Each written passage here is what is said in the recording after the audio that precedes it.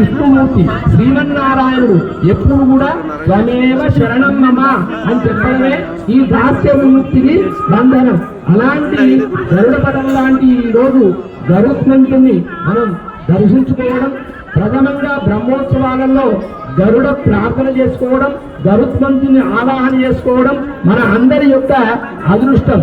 ముఖ్యంగా ఈ గరుడుని ధ్యానం చేసినట్టయితే సమస్త సర్పదోషాలు పోతాయి.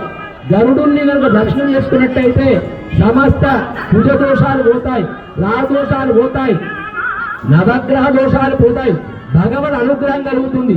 ఎప్పుడైనా గుర్తుంచుకోండి, మనం భగవంతుని దర్శించాలంటే మొదట భగవద్భక్తుని దర్శించుకోవాలి. భగవద్భక్తుని కనుక మనం ఆశ్రయించి, భగవద్భక్తుని కనుక మనం ఆయన యొక్క కృపాపూర్వకమైనటువంటి వాత్సల్యాన్ని చూస్తే భగవంతుడు కూడా అనుగ్రహిస్తాడు.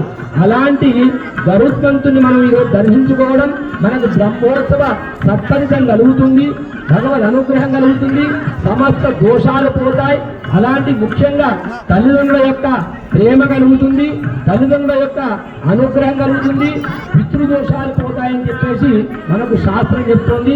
ఈరోజు మనం అందరం కూడా గరుడ వాహనారూఢుడైనటువంటి శ్రీమన్నారాయణ దర్శించుకోవడం మన అందరి యొక్క మహద్భాగ్యం. స్వస్తి సమస్త